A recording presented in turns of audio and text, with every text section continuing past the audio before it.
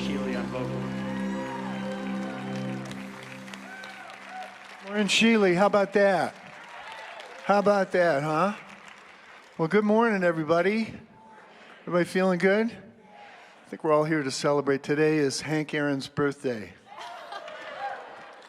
Beautiful thing. Born in 1934 in Mobile, Alabama, came up with the Indianapolis Clowns of the Negro League when he was 17 years old, and then he played 2 years in the minors, came up and hit 755 home runs.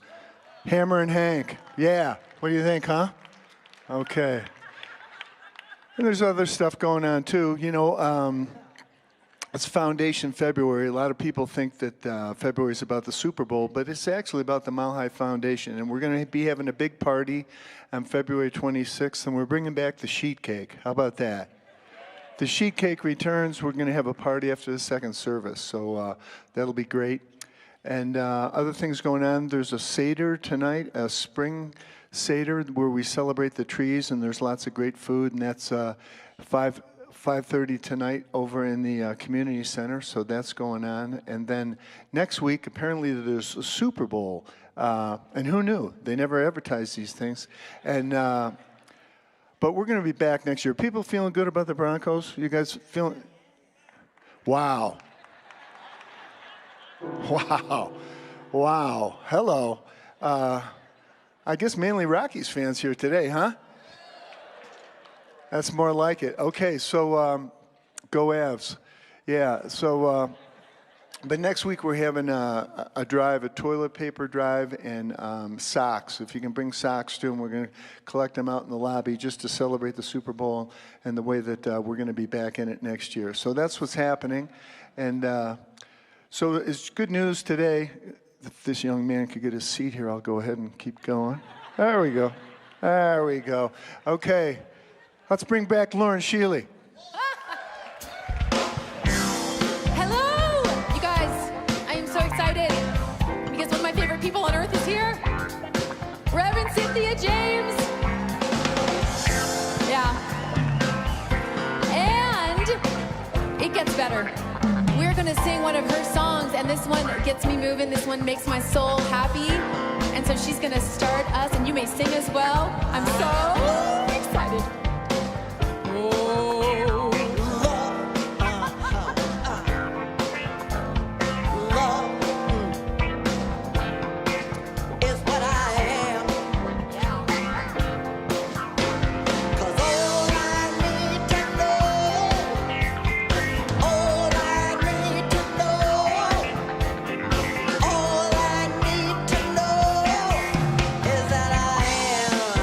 Oh, you are, Cynthia.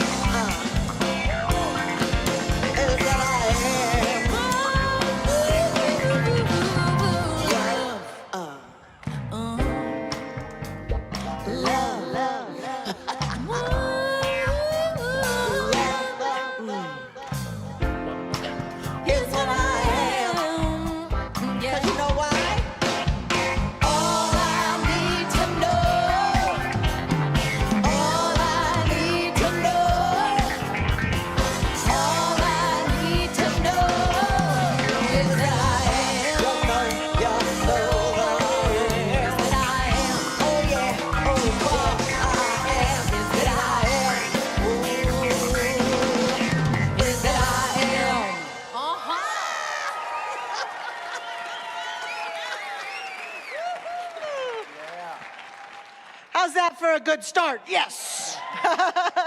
Good morning, Mile High Church. So happy to have you with us. Those of you who are here in the room, those of you watching online, we have an amazing service for you this morning. We're so delighted that you are with us. It is great to have the amazing Reverend Cynthia James with us. Yes. Woo. Clearly, many of you are very familiar with her.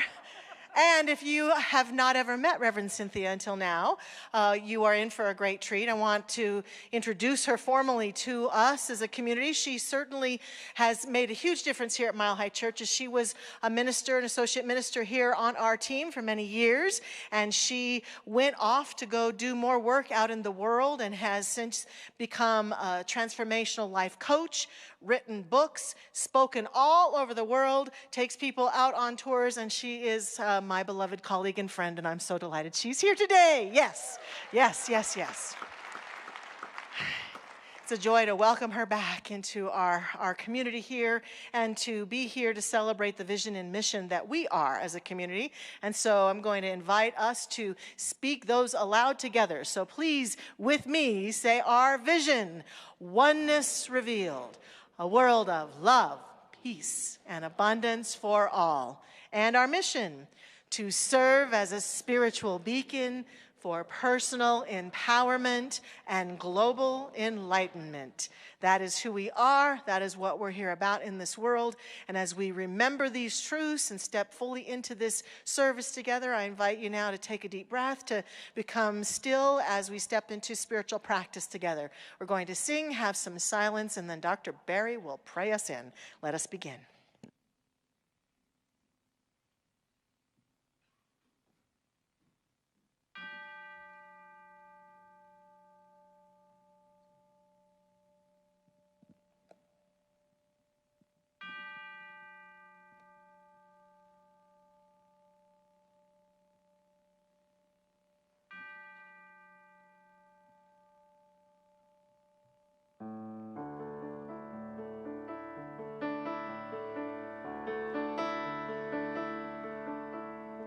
Surely the presence of God is in this place.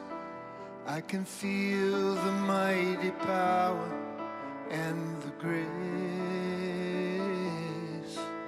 I can hear the brush of angel wings. I see glory on each face.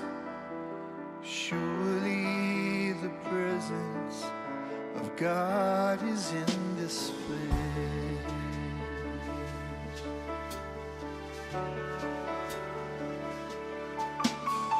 Surely the presence of God is in this place. I can feel the mighty power and the grace. I can hear the brush of angel wings. I see glory on each face. Surely the presence of God is in this place.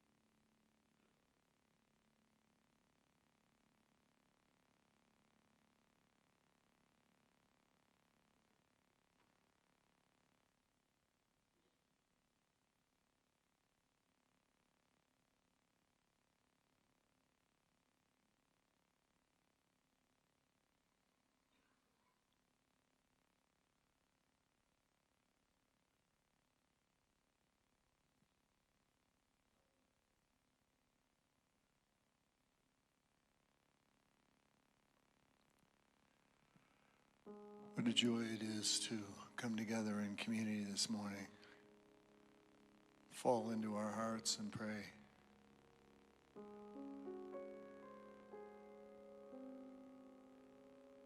In this moment, we celebrate the presence of the living Spirit right here among us, right here within each of us.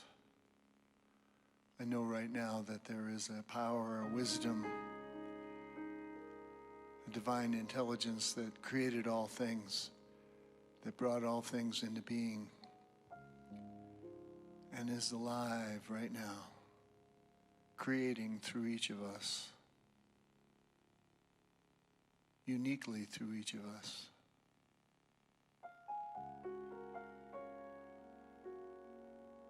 So this day we celebrate that power, that wisdom. We open our hearts to it. We say yes. And in this community, we align ourselves with seekers of truth all over this planet, however they may pray, however they may worship. I know that we all celebrate and seek a deeper connection with our Creator.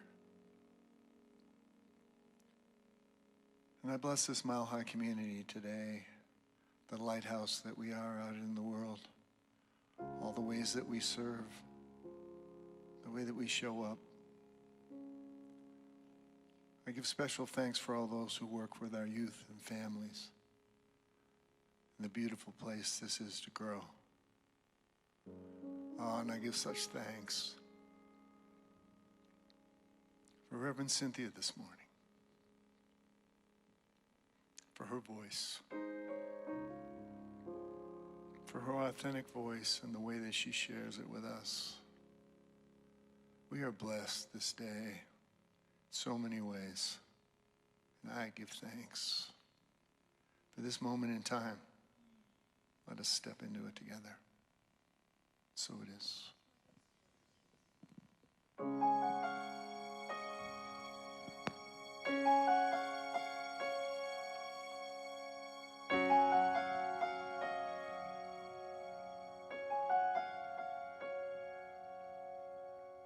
You steady me, soft and sweet.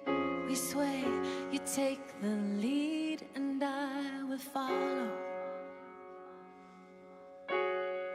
Finally ready now to close my eyes and just believe that you won't lead me where you won't go.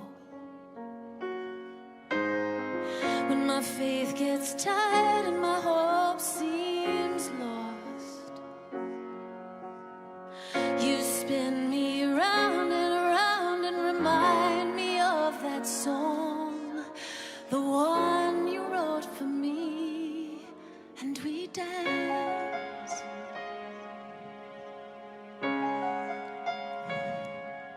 And we dance.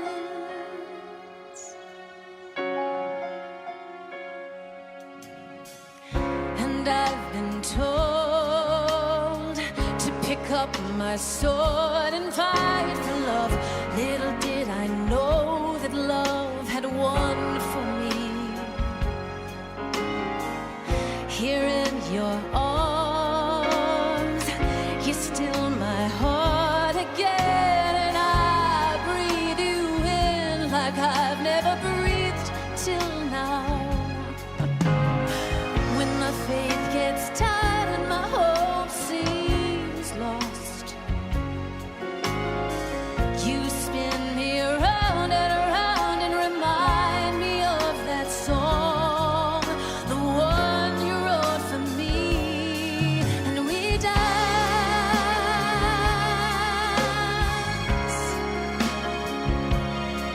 and we dance.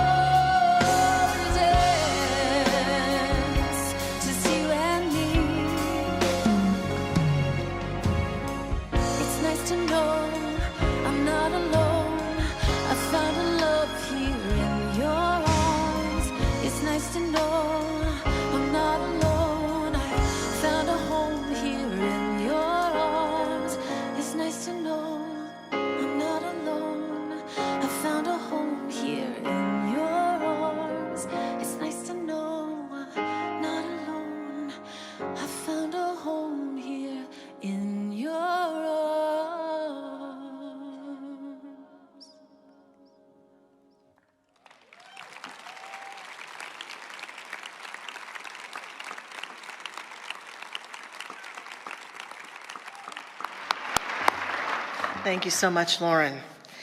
Well, Reverend Cynthia has also created a brand new book.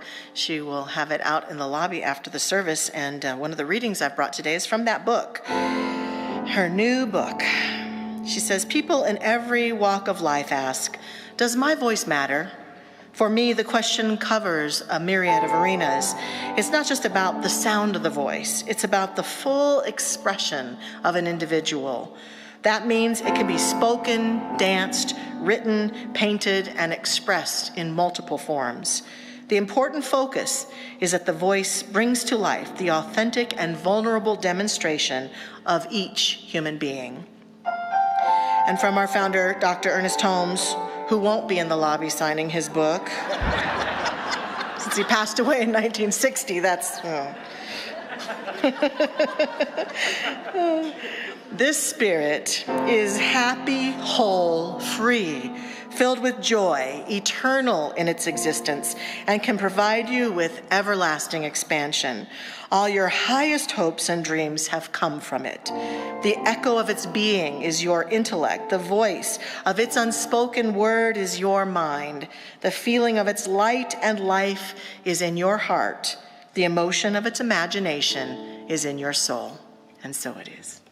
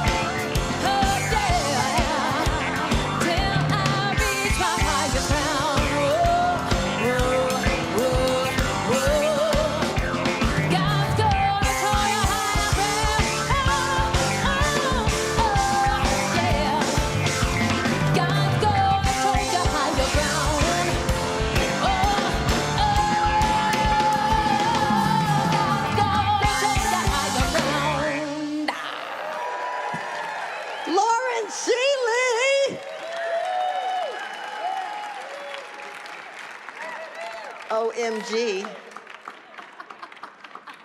Mile High Band. Y'all know how lucky you are? They rock. They really rock. I am so happy to be back here. Thank you so much.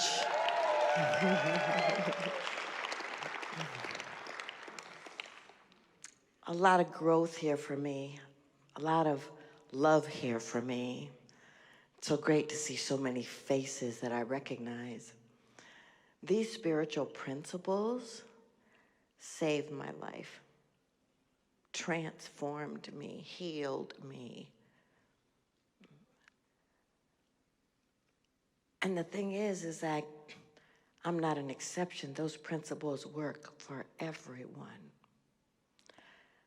So my topic today is finding your voice, a path of awakening. Awakening means you come into an awareness. You become clear in your consciousness. And it's a journey. But the thing is that if you are willing to take that journey, your authentic self, your powerful being comes into form because you are fearless. You know how powerful you are. You know how mighty you are. You know how magnificent you are. Undeniable. And that's what I want to talk about today. But I want you to know I didn't always know this.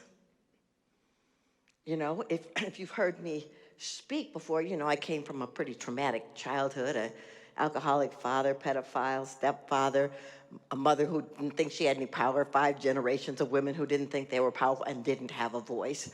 So it's not a surprise that my whole way of being was stay under the radar. Keep your mouth shut. But it was really hard because I have a loud mouth. And I'm an expressive. And so the thing is, it was like I was up and down. So this whole trajectory, I have been on this planet for 7 decades. And as I say that, I go, who said that? Because I feel so young, so vital, so alive, so vibrant.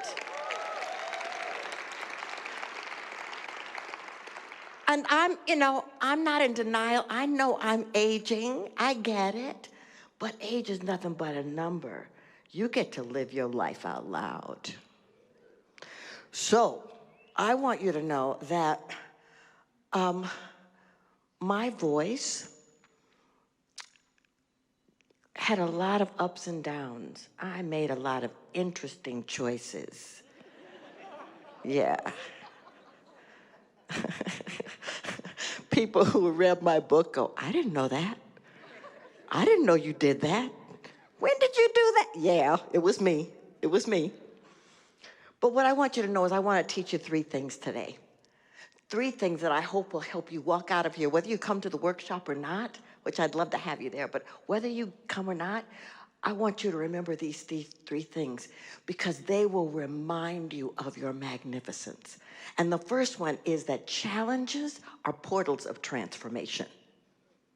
Everything you've been through, every triumph that you ever had, you know, there was a transition, there were doubts, there were questions, there were tribulations that preceded them. But if you were aware enough, you got that it was a great teacher, that you were learning a lesson, and that you'd come here to keep moving, to keep evolving, because we are evolutionary. Spirit is evolutionary. So I want you to know that I didn't always know that, but a couple of things happened to me when I was 14 years old that started that awakening, that reminded me that I have a calling. So I told you I kept my head under the radar, but when I was in school, I started noticing that the successful kids were the ones that were involved and the ones that were present. And so I was like, oh, maybe I can do that. So little bit by little bit, I did certain stuff. I joined the debate club and chess club and all these different things. But then they were going to have this posture contest.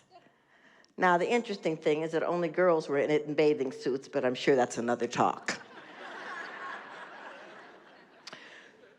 So we're on welfare, but my mother says, I'm going to get the money, and we're going to get you a swimming suit.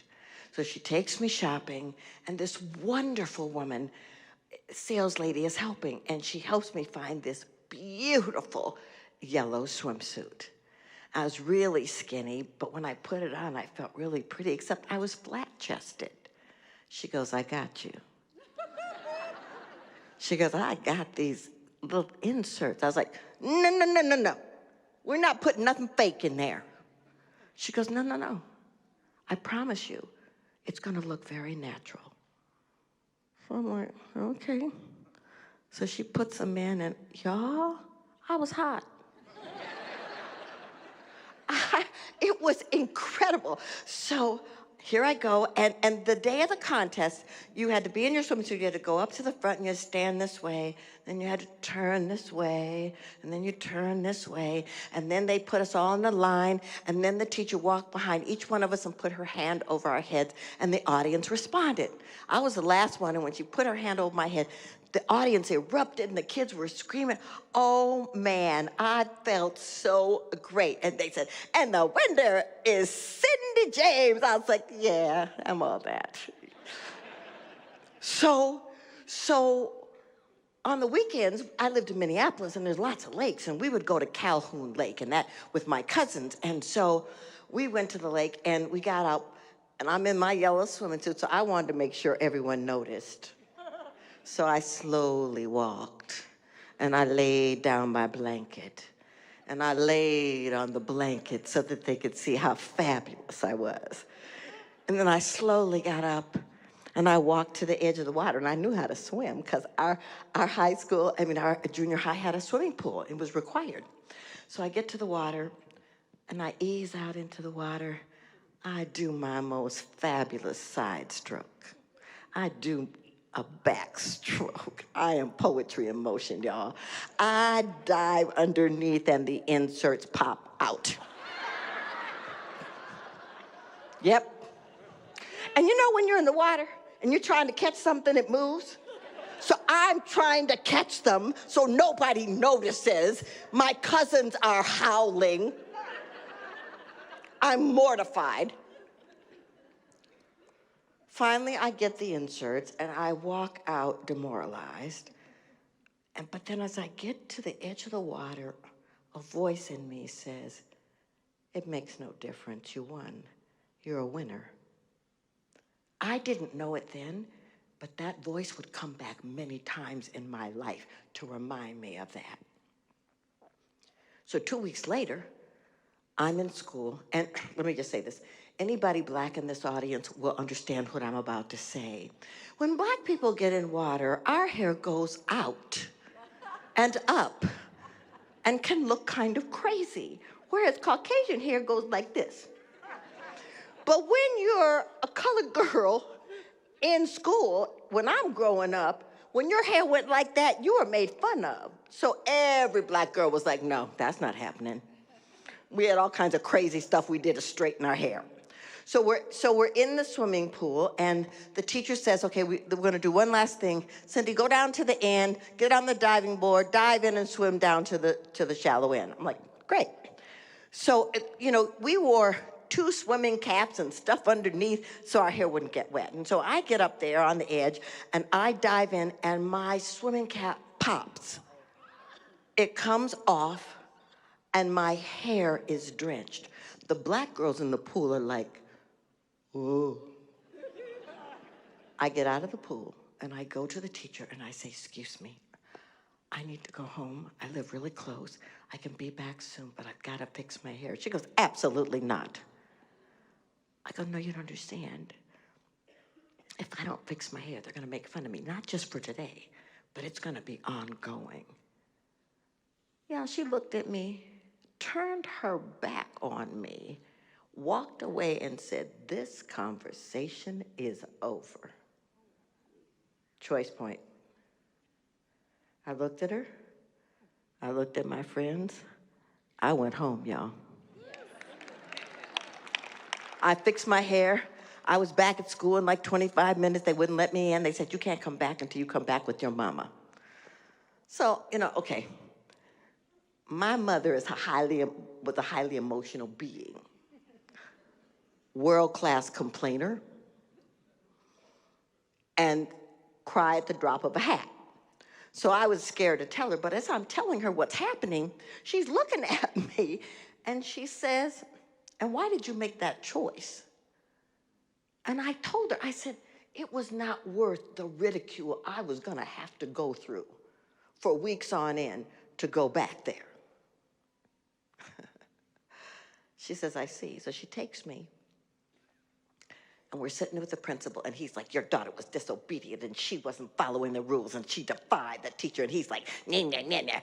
And my mother's just sitting there. She's not being emotional. I'm intrigued. So she says, well, first of all, my daughter is not disobedient. She's an A student. She follows the rules. She's involved in a lot of activities. But do you have any idea how hard it is to be a colored girl in this school at this time? So she took care of herself. So whatever punishment you want to dole out, we'll take it. He goes, fine. And he says, she'll be on probation after school for 2 weeks. My mother said, fine. And he hands me this piece of paper to go back to class.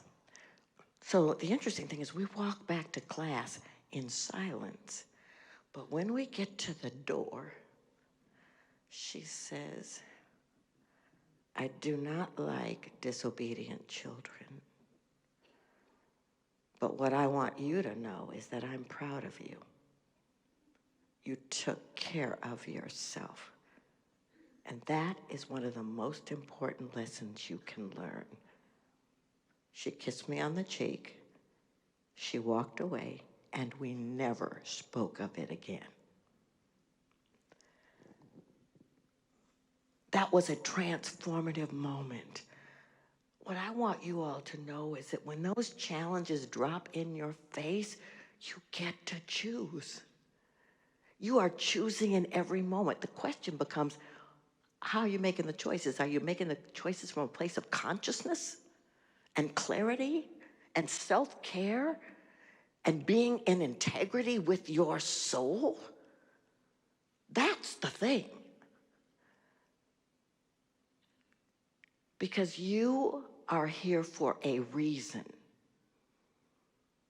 You are not broken. There is nothing to fix. You are here to stand in the truth of your power and your present moment by moment by moment. Make no mistake. Second thing, judge not by appearances.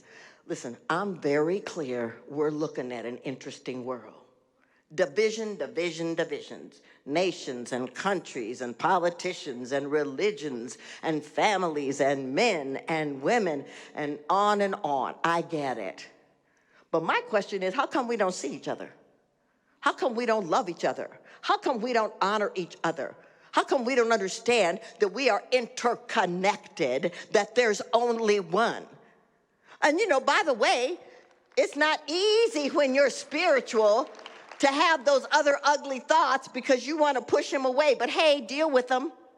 They're real because they're telling you that you're looking through life from a lens of perception that is inauthentic and is not powerful and is not dynamic and is not rooted in God. You get to look at it, then you get to shift it. So I take people on pilgrimages, and I really love doing that. And last year in November, I was in Egypt. And Carl and I, it was the first day, and it was our day of, you know, kind of getting over jet lag and resting. And so there was this beautiful pool in our hotel, and so we were at the pool, and in walks this couple, and it was a Muslim couple, and I knew that because the woman was covered, she had black around here and all on her shoulders and her body, and it was the light fabric, but it was still black, and it was warm. Right? And she clearly wasn't comfortable in the water, but her husband was so loving with her. And he got her in the pool, and he was showing her what to do and how to move. And I'm just watching. And then my mind starts going, I wonder if she's hot. I wonder if she likes wearing all that stuff. And then I went down this rabbit hole. about women and how we're being treated. And I mean, I was gone, y'all. I don't know how long I was at that pool, but I was zipping out. So the next day, we are in having breakfast, and this woman and her husband walk in, and she's exquisitely beautiful. I do not know what made me do this, but I got out of my seat and I walked over to them and I said to her husband, "Do you speak English?" He said, "Yes, we do." And so I turned to her and I said, "You are exquisite. You are so beautiful." And then something miraculous happened. She looked at me and she said, "I have loved you from the moment I saw you." She said, "You walk with this confidence. And the way you were moving and working out in the pool to the music, it was so free. I want that." I look at her husband, who's like this. I look around, all these people are looking, and I'm like, whoa. And I'm smiling, and then out of nowhere, she throws her arms around me and gives me such a hug of love that it was like nobody else was in the space. And I was like, oh, this is oneness. This is not Muslim, African American, Christian, whatever. This is oneness. And I thought, what stops us from doing that? There's no separation in God. We're one. We may like different things, come from different cultures, practice different things, but everybody wants to be loved. Everybody wants to be heard. Everybody wants to be seen and acknowledged. Everyone. And if you do not do that, then you are participating in separation. I want you to know that I feel emotional when I even tell this story because it was so real. That lady and I knew we'd never see each other again, but in that moment, love was the answer. What I want you to know is that it's easy to control masses of people by feeding them fear, telling them that we're separate, that they don't matter, or they don't matter, or they're wrong, but that is so much hooey. That is a spiritual term.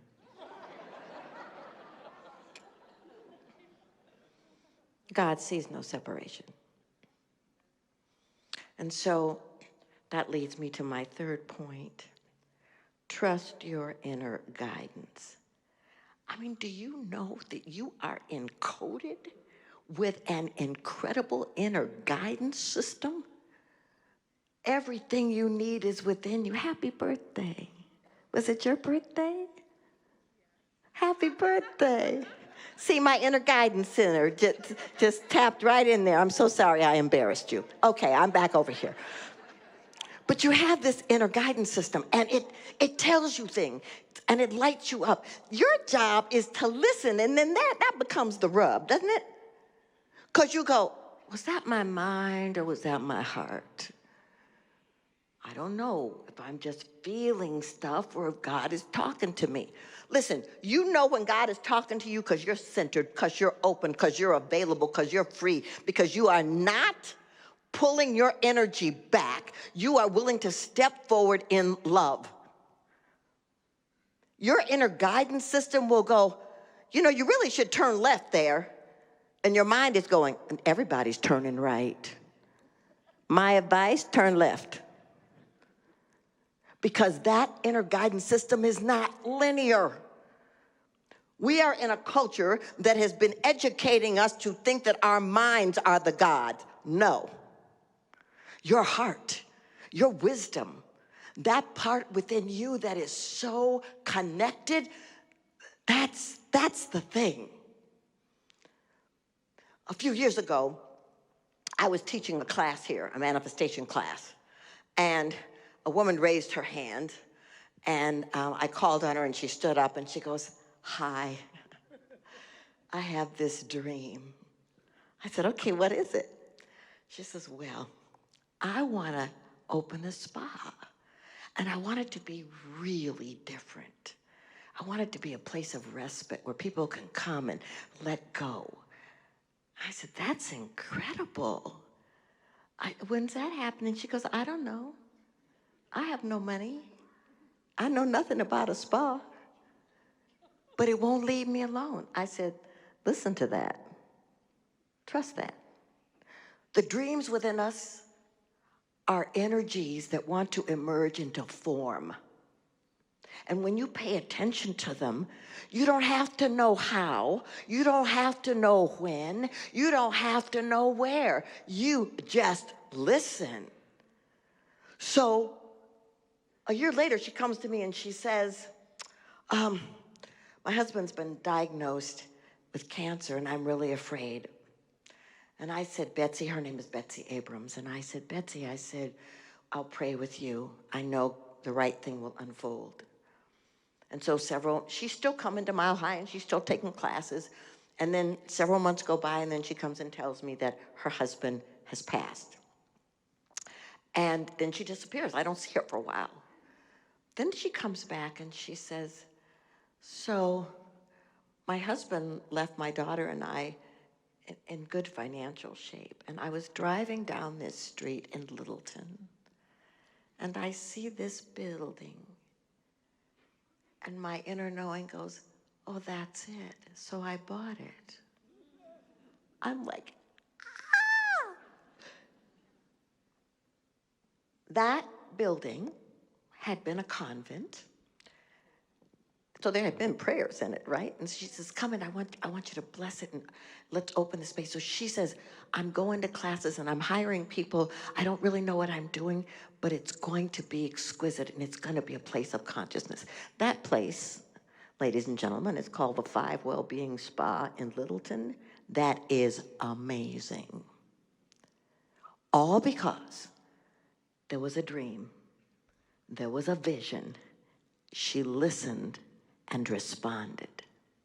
You can do that. It doesn't have to make sense. It doesn't have to make sense. But it makes sense in the universe. Because you are here to remember how extraordinary you are. That you were chosen. The universe breathed its life into you in the form that you are, unrepeatable. There's nobody else like you on this planet that has your gifts, your iridology, your fingerprints, your DNA. You are a miraculous unfolding. Make no mistake about it. You're chosen. So, Michelle told you that I had a book come out in September. And in August, I had an album come out. And that's a whole nother talk, which I'll talk about some other time. But the name of the album is called Chosen. And I wrote the album with these two amazing producers. And I didn't realize at the time that it was in alignment with the book that I had written. But it was. And so what I'm going to do in this moment is I'm going to sing the title song to you. And I'm going to ask you to sit back in your seat and take in the lyrics as if I wrote it for you. At the end of it, I will do a prayer for us. What I want you to know is we are all on this planet at this moment by a divine appointment.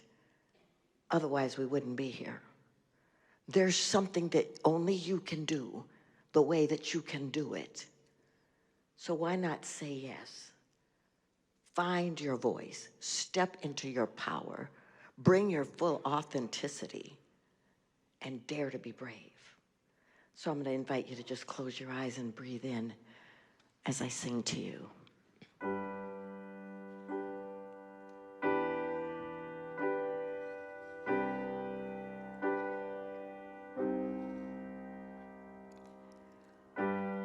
was chosen, my destiny assured. Beyond circumstances, I'm here to be heard. I knew I was chosen. How'd I land in this place? Tired of being frozen, tired of the rat race. I knew I was chosen beyond the hurt inside. The ways I was treated, my dreams were denied. I knew I was chosen, release the pain inside. Dare to be seen, decide not to hide. The voice within told me, have no fear. Voice of 1,000 angels will guide you, my dear. Voice within told me, release the fear. Love of 1,000 angels will teach you, my dear. I knew I was chosen from the very start. Still small voice within said, open your heart. I knew I was chosen. I came to lift my voice, stop running from myself and make a different choice. Voice within told me, have no fear. Voice of 1,000 angels will guide you, my dear. Voice within told me, release the fear. Love of 1,000 angels will teach you, my dear. Hear the angels. Oh, hear the angels. Oh, hear the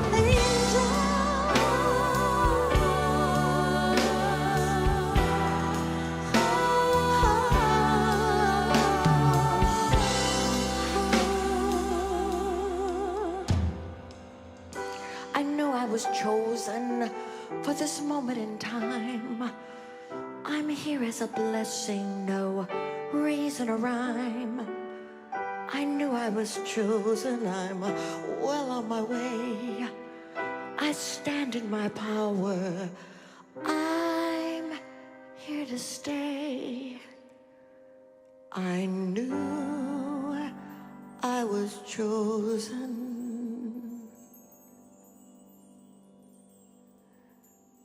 So breathe that in. Practitioners, if you'd like to stand in this prayer.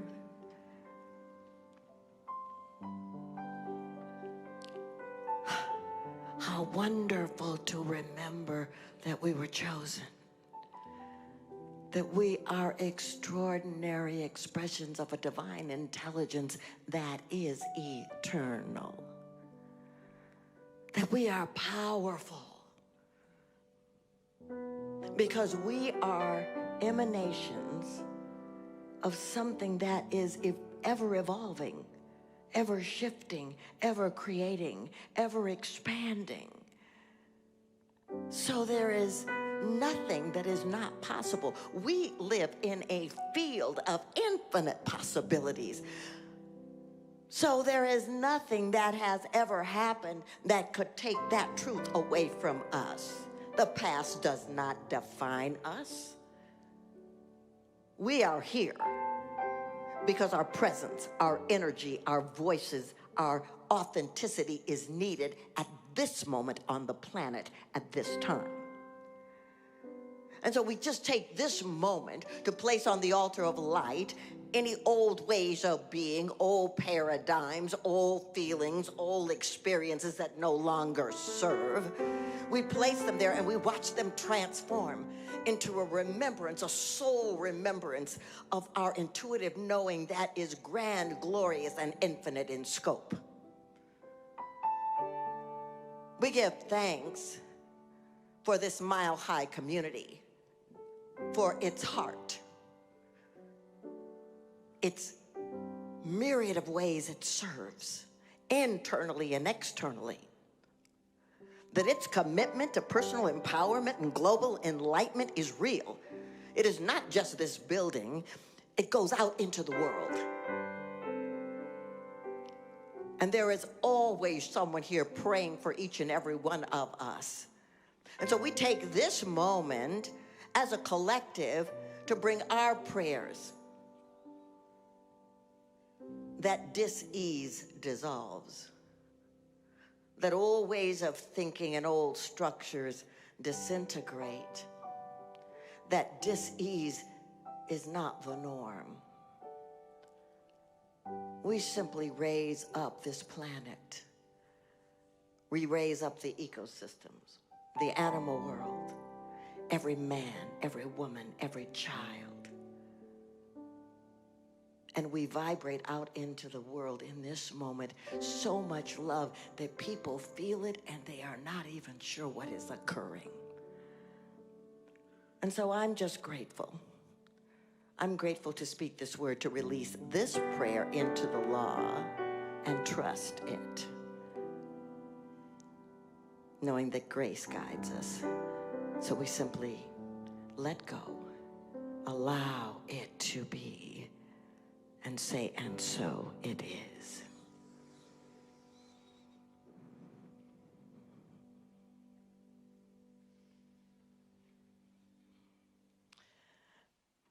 This is our time for conscious giving.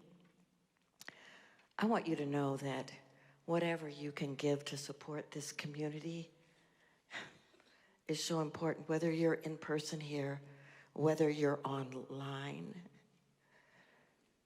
This is an intentional community that is constantly and consistently in high service. So if you're online, you can see how to text what's going to be up on the screen. If you're here, whatever amount that you can give makes a difference. And if you're not giving today, whatever, take your tithes or offerings or just put your hand over your heart. And repeat with me the affirmation. Divine love, as me, blesses and multiplies all that I am, all that I have, and all that I circulate. And so it is.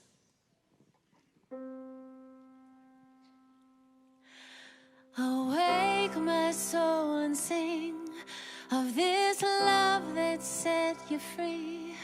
Awake, my soul. Awake, my soul. Awake, my soul, and sing of this love that set you free. Awake, my soul. Awake.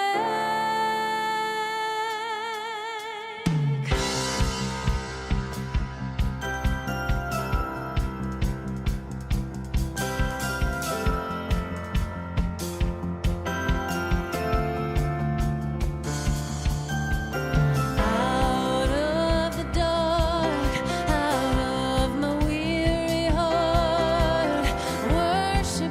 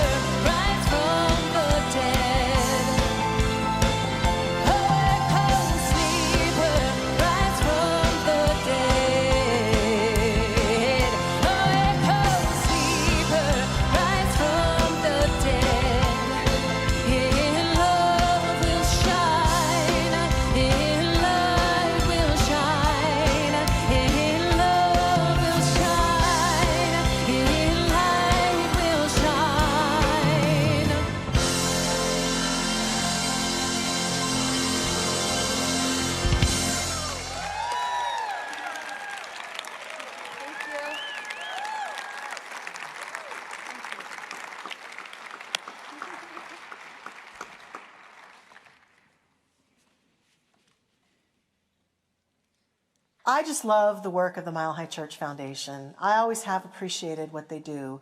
And I think there are quite a few people who think that the Mile High Church Foundation doesn't apply to them. In the last few years, my husband and I have experienced many losses of people who've made their transition into the next plane. And they were people who didn't have a ton of assets, didn't have a ton of money, didn't have a lot of things, yet there was a trail left by their passing that we ended up having to deal with. And so part of the work of the foundation that I think it's important for us to highlight is that the foundation wants us all to be supported in making arrangements for ourselves, for our end-of-life experience.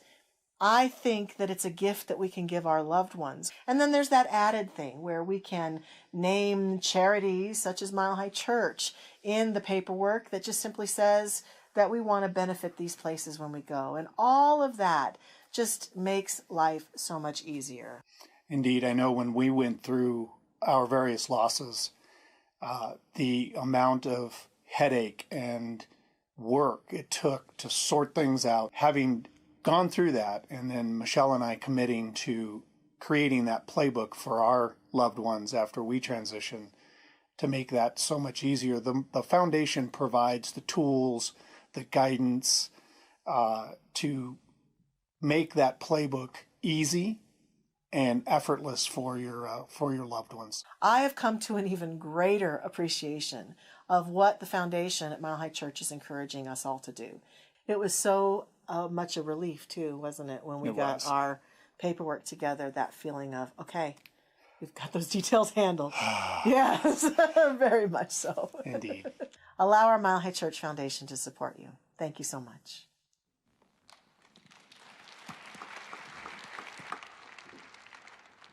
Well, hey, I just want to welcome you if you're a first-time visitor to Mile High today.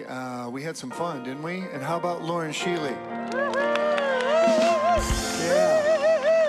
So great to have her with us, and Reverend Cynthia James as well. Yeah. So thank you all. Thank you all for being here. And if you are new, get some information out loud. People there can answer your questions and all of that. And if prayer calls you today, prayer is what we're all about. Our practitioner prayer partners are down front. Be glad to connect with you right after the service. Members of the foundation board, the Mile High Church Foundation, are out there in the lobby. They have a table if you'd like to stop by and find out more about them, as is Reverend Cynthia James with her books and CDs, so please stop by and say hello to her. She is also doing a workshop at 11:30 over in the Vote Center Auditorium. You're all welcome to come. It's going to be a continuation of this work that she's bringing forth through her new book, so we'll hope to see you there in just a little bit. And I've got a couple of my colleagues here. We've got some other things going on, don't we, Reverend Zamira? Yay, tonight's the night. Tonight is our Tu B'Shvat Seder. And so if you are looking for a community building experience, you want to connect with us in community tonight, then I invite you to join us for this beautiful celebration of the New Year of the Trees. We'll be working through together at our tables, talking about what is dormant within us that wants to take and bloom and come to fruition in our life. And so I'd invite you, the challah bread is made, the soup is on, the desserts have just arrived, so you can come to the community center at 5 o'clock tonight and get a ticket at the door. Hope to see you all there. Well, and I'm going to be talking to you about, we cannot take the Broncos to the Super Bowl, but we can do our annual paper drive here at Mile High Church. And so what we're going to be looking for are toilet paper, baby wipes, and baby diapers. And in addition, we are also supporting something for socks. And you'll see that this is the second year that we've done this. We are collecting socks for Sock It To 'Em, which is a local group that takes care of delivering these socks to those folks who have a whole lot less than we do, who may be living on the streets. So please bring your paper products and your socks, new socks next week. No use socks. No use socks, No. please. Yeah, we're gonna be clear. And this time, this is one of these events we're actually going to collect in the lobby on both ends. We're not doing it outside like we have. We're going to try it here in the lobby to remind people that they need to bring their toilet paper and socks. Thank you, Reverend Jackie. And if you would like to stand with us for the benediction and peace song, we go forth in life in this week, standing in our authentic voice, in the truth of who we are, and celebrating and shining that light on behalf of our life and for all the world. We give thanks and let this go and let it be, and so it is.